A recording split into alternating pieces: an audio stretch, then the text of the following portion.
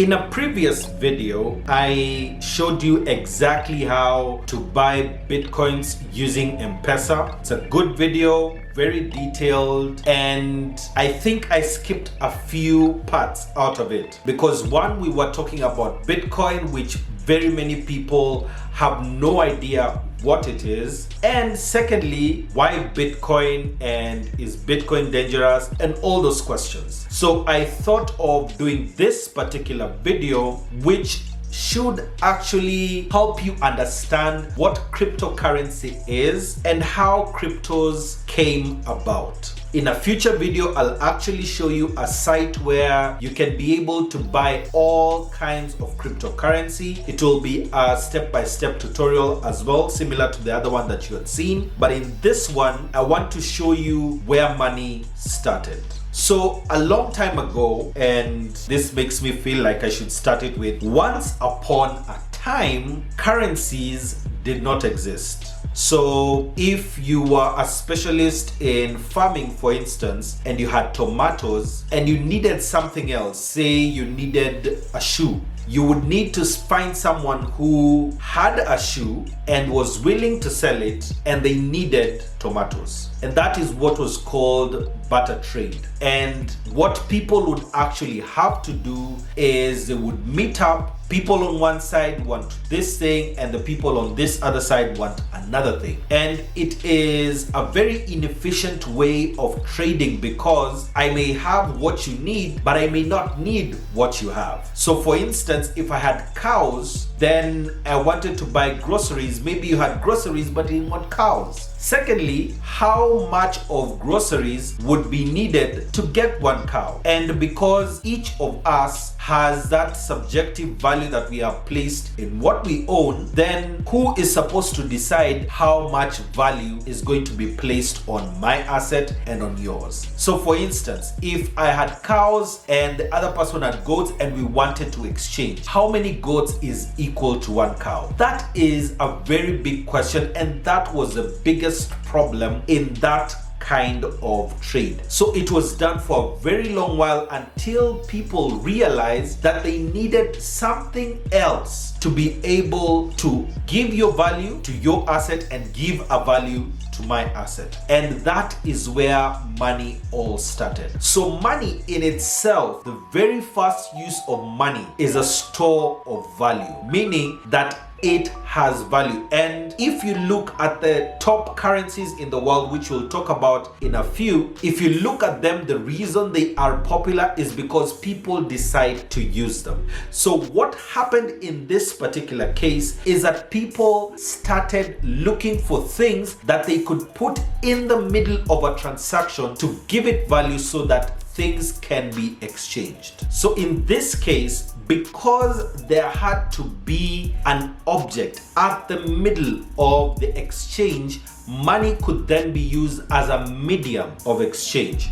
So in this case, if you wanted a particular object, you would need this medium of exchange, money, and then you could be able to buy a cow in this instance, which is equivalent to a specific number of this unit of exchange, and I'd give you the money, and then you can be able to use that money to buy whatever it is you want. So you could be able to go to the second person who had tomatoes or vegetables and give them money, and then they could be able to buy whatever it is they wanted. If they wanted shoes, and give that person money and get the shoes in return. So at first, this was not as it is today. What they used to do is they used things that many people would love to buy. Things like animal skins, things like salt, all these objects were used as the medium of exchange. Then later, at about 800 or 750 BC in China, they started coming up with what is similar to the coins that we have today. So they would get bronze, get it cast in a particular shape, and they'd give it that value. So if you had those bronze items, you could be able to purchase whatever it is you needed to purchase. So as time went on, this medium of exchange also itself had value on it. So instead of just having one coin, for instance, in this case, and these bronze coins were all the same and they had all the same value, it would become a little tedious just to be able to carry them around. So for instance, if you had, in our case, $1 or 1 shilling, if you just had that one unit and you needed 1,000,000 of them, imagine the amount of space that you would need to be able to store all that. So they started now using other materials and giving them a higher value than the other,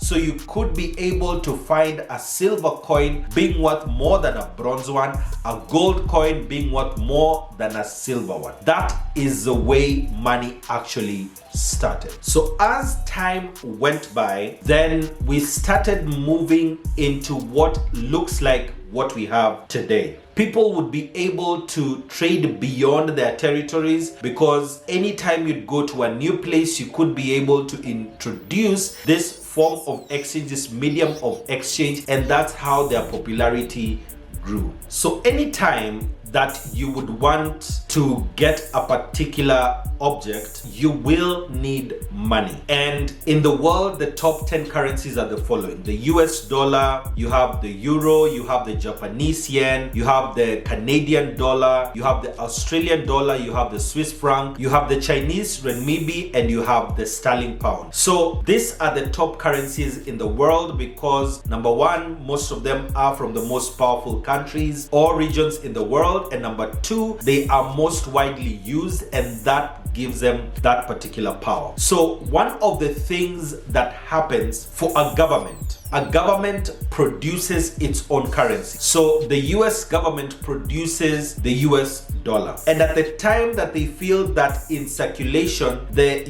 US dollar is not enough, they usually print more money. So that's the way you will find that the value of the US dollar over time has gone down because of the fact that, number one, they left what was known as the gold standard, which means that they gave the value of the US dollar based on gold. That's a whole different video on its own. But what happens even now in our local governments, even in the Kenyan government, anytime that the Kenyan government feels that there is not enough Kenyan currency in circulation, all they just do is go and print more. So I'll look for a chart and place it here on how the value of the Kenyan shilling has deteriorated against the US dollar from the 70s and the 80s, so that you can be able to see that all this has contributed to the value of the Kenyan shilling today. So in 2009, a mysterious person known as Satoshi Nakamoto released a different kind of currency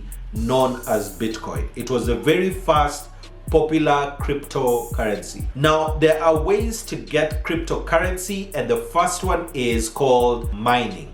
Mining is from the way gold used to be mined in the past, but now crypto mining has nothing to do with actual people in mines and looking for gold.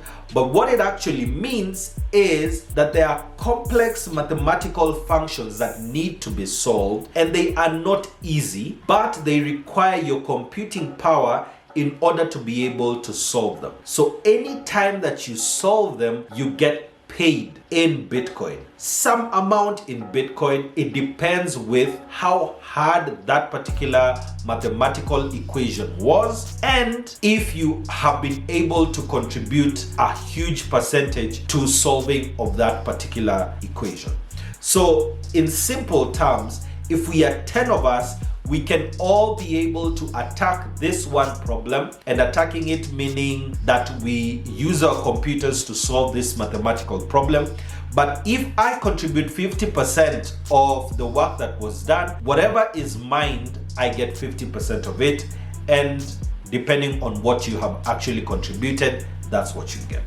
So that's a simple way of understanding how Bitcoin mining is. At this particular moment, mining of Bitcoin is really expensive in terms of the resources that are required just to be able to do it, and the time and the reward that you will get out of it. So the second way that people can be able to get Bitcoin is by purchasing it from other people. And that's the reason why that other video was really important, because if you are a Kenyan, you can be able to buy Bitcoin on Paxful with M-Pesa. Now, in a future video, I'll actually show you the different kinds of currencies that you can be able to buy and how you can be able to buy them. And the reason why Bitcoin is a better currency in my view than the normal US dollar is because of the fact that you cannot be able to go and quote unquote print more Bitcoin. There is a finite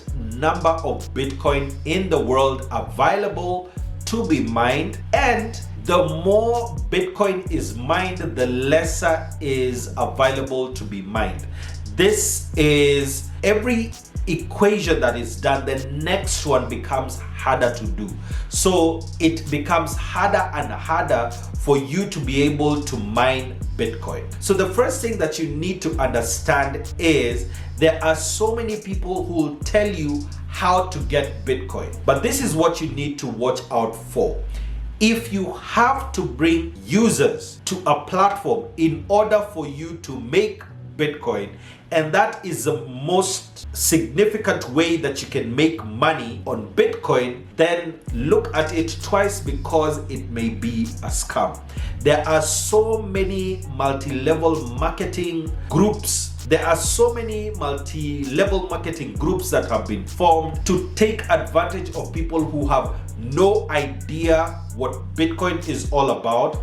And this video is aimed at just helping you get a better understanding of what Bitcoin is and how you can be able to get your own. If you can be able to get your own Bitcoin without ever having to recruit people onto the platform, then that may be legit. I have tried, I have made my own trades in Bitcoin, so I can vouch for them. And because of the fact that I want to keep you safe, I wouldn't tell you to do something that I haven't done before. So what I want you to go and do next, before the next video comes up, is to go and watch how you can be able to buy Bitcoin using M-Pesa.